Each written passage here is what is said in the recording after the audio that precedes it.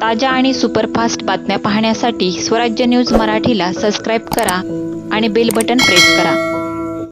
रोहित पवारांनी त्यांच्या पाठीवर अशी काय थाप पुरवली की आयुक्त साहेबांनी लगेच त्यांचा प्रस्ताव मान्य केला आणि ज्यावेळेस याचं टेंडर काढलं, टेंडरसुद्धा पूर्णपणे चुकीच्या पद्धतीने काढलं गेलं आहे. म्हणजे रोहित पवार अध्यक्ष असलेल्या संस्थेला ही स्टेडियम द्यायचं आहे या अनुषंगाने त्यात अटी घातल्या. आजच मुद्रांक अधिकाऱ्यांनी मान्य आयुक्तांना पत्र दिलं आहे की 500 रुपयाच्या नोटरीच्या स्टॅम्पवर इतक्या मोठ्या जवळपास 100 कोटीची प्रॉपर्टी आहे सोलापूर शहराची. 100 कोटीची प्रॉपर्टी आज आपण रोहित पवारला देतो आहे ते केवळ 500 रुपयाच्या नोटरी स्टॅम्पवर देतो आहे.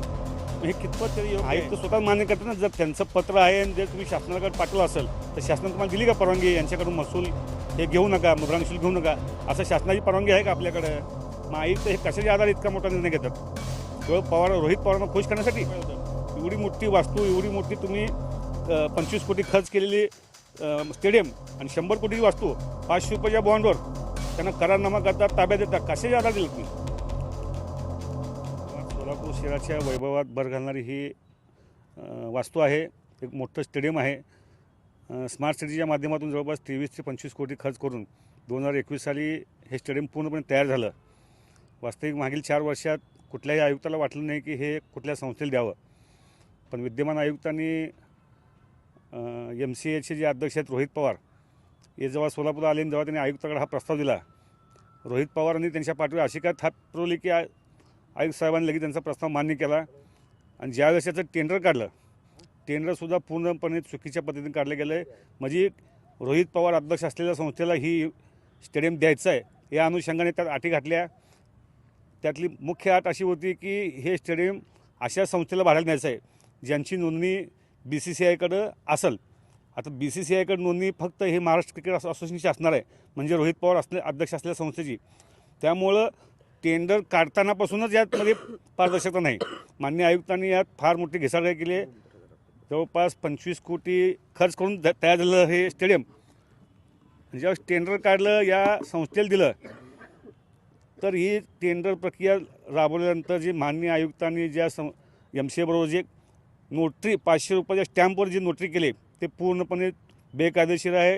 याला कुठलाही कायदेशीर आधार नाही. मला वाटतं आजच मुद्रांक अधिकाऱ्यांनी माननीय आयुक्तांना पत्र दिलं आहे की 500 रुपयाच्या नोटरीच्या स्टॅम्पवर इतक्या मोठ्या जवळपास 100 कोटीची प्रॉपर्टी आहे सोलापूर शहराची. 100 कोटीची प्रॉपर्टी आज आपण रोहित पवारला देतो आहे ते केवळ 500 रुपयाच्या नोटरी स्टॅम्पवर देतो आहे. मग हे कितपत तरी योग्य आहे? म्हणजे देताना तर किमान मुद्रांक शुल्क तसं भरलं गेलं असं तर महसूल देखील ह्यात जवळपास 3 ते 4 कोटीचा बुडाला आहे. माननीय आयुक्तांनी यात फार मोठी घाई केली आहे. वास्तविक पाहता सोलापूर शहरात प्रशासक आहे आणि हे स्टेडियम जे आहे याची एक महानगरपालिका वेगळी कमिटी आहे, स्टेडियम कमिटी, ज्याचे अध्यक्ष हे महापौर असतात आणि दुसरं प्रशासक म्हणून आयुक्त. म्हणजे 2 समांतर यंत्रणा यात काम करतात. पण आज प्रशासक असल्यामुळे दोन्ही यंत्रणेचा वापर आयुक्तांनी केला आणि यात फार मोठी घिसाळगाई माननीय आयुक्ताकडून झालेली आहे. आयुक्तांकडून एक स्पष्टीकरण दिलं जातं की MCAनं महसूल मंत्र्यांना पत्र लिहिलेलं आहे आणि मुद्रांक शुल्क माफ करण्याची विनंती त्यांनी केली आहे. मात्र त्यांचं अजूनही पत्राचं उत्तर आलेलं नसताना हा सगळा करार झालेला दिसतोय. आपण याकडे कशा पद्धतीनं बघतो? आयुक्त स्वतः मान्य करतात ना. जर त्यांचं पत्र आहे आणि जर तुम्ही शासनाकडे पाठवलं असेल तर शासनाने तुम्हाला दिली का परवानगी यांच्याकडून महसूल हे घेऊ नका, मुद्रांक शुल्क घेऊ नका, असं शासनाची परवानगी आहे का आपल्याकडं? मग आयुक्त हे कशाच्या आधारे इतका मोठा निर्णय घेतात? केवळ रोहित पवारांना खुश करण्यासाठी? त्यांनी ते असून त्यांचं अजून एक असं म्हणणं आहे की आम्ही अजूनही करारनामा पूर्ण केलेला नाही, केवळ ताबा देण्यासाठी हे 500 रुपयाच्या बॉन्डवरती त्यांना लिहून देण्यात आलेलं आहे. ही सोलापूर शहराची वास्तू आहे.